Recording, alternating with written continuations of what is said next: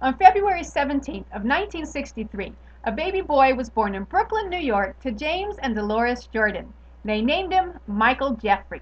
And Michael Jeffrey grew up loving to play basketball.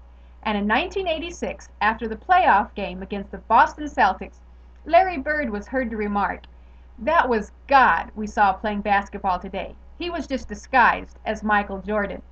It's possible that God is less known around the world than Michael Jordan is. You can travel to remote African villages or nomadic encampments in Mongolia and find little children wearing Bulls jerseys with the number 23 emblazoned on them. His economic impact has been estimated at more than $10 billion, and his image is everywhere.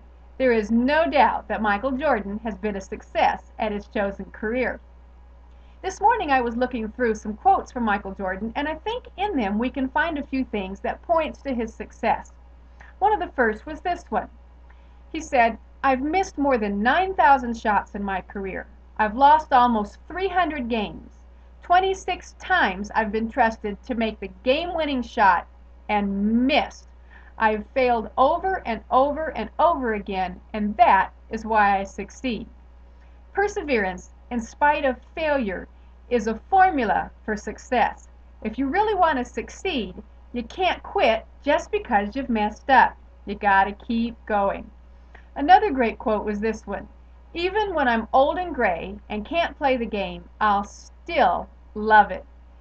One of the keys to perseverance is passion, loving what you do, and finding a way to do it so well that you'll always have something inside you that keeps you going, even when it's hard. Third thing I see in Michael Jordan's quotes was this one. He said, "I'm not out there sweating 3 hours a day just to see what it feels like to sweat." Michael Jordan realizes that there's a purpose behind the pain that you go through in order to be successful. Michael Jordan makes me think of another man in the Bible, and it seemed like whatever he touched turned to gold. Joseph just seemed to have that special touch that no matter what he did, it was successful. And we see the same three principles in Joseph's life. Perseverance in spite of failure and being knocked down. How many times did Joseph get knocked down from a high perch? Several. He was thrown in a pit by his brothers. He was placed in prison by his boss. He was forgotten in that prison by folks that he had helped, and ultimately was elevated to a high position. But over and over again, Joseph had to decide to get back up and continue on. That's perseverance. Another thing that we can see is that same passion. There was an understanding that Joseph must have had, because everything that he did to the very best of his ability, even though it was difficult. You can't do that unless you love what you're doing. And everything Joseph did, he did with excellence. But a real thing I think we see in Joseph is purpose. Not just the perseverance, not just the passion, but a purpose. Toward the end of the biography of Joseph that we see in the book of Genesis, he makes this statement. "What others meant for evil, God meant for good."